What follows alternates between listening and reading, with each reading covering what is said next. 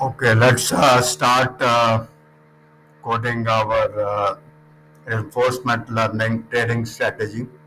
I told you I will start from the very basics, and I explained to you what Markov decision process is, what is Q value, what is Q learning, and what is Bellman equation.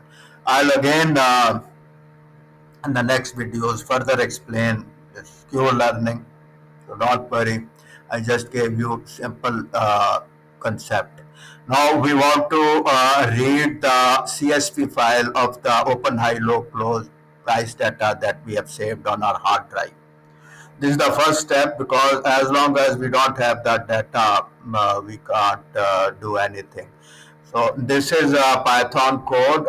We need to import NumPy as NP, and import Pandas as PD. Pandas and NumPy are two very powerful libraries in Python that are used a lot in machine learning, artificial intelligence, and reinforcement learning.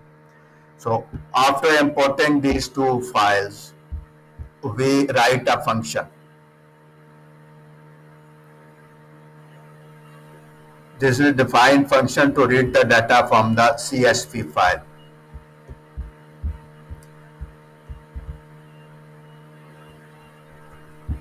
So get data. This is how we define a function in Python. Def is the reserved keyword in Python. Def, and then there's a colon, and then there we get a link D shared. This is the folder market data CSV. This is also folder. These are two curly braces dot CSV, and this is the format currency pair and time frame.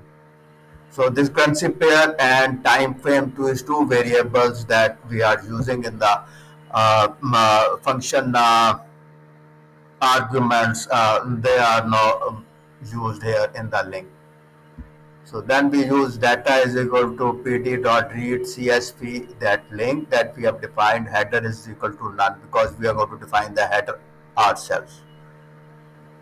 Then we have data.columns, and we define the columns: date, time, open, high, low, close, volume. So we need to merge the date and time columns. So we have merged this date time, PD to date time, data, date, plus a space plus time.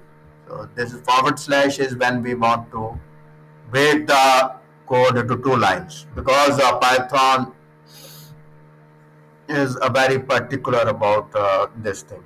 Rearrange the columns, the date time, the first. So after that we rearrange the column date time, open, high, low, close, volume, and drop these two columns, date and time. We don't need them. So we then set the index to the date time and then return date time. Now let's call get data pound dollar 5 minutes.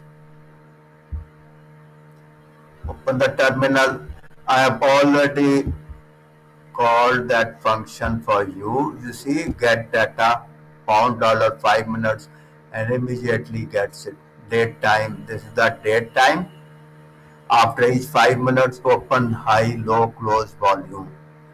So there are 14,733 rows and 5 columns.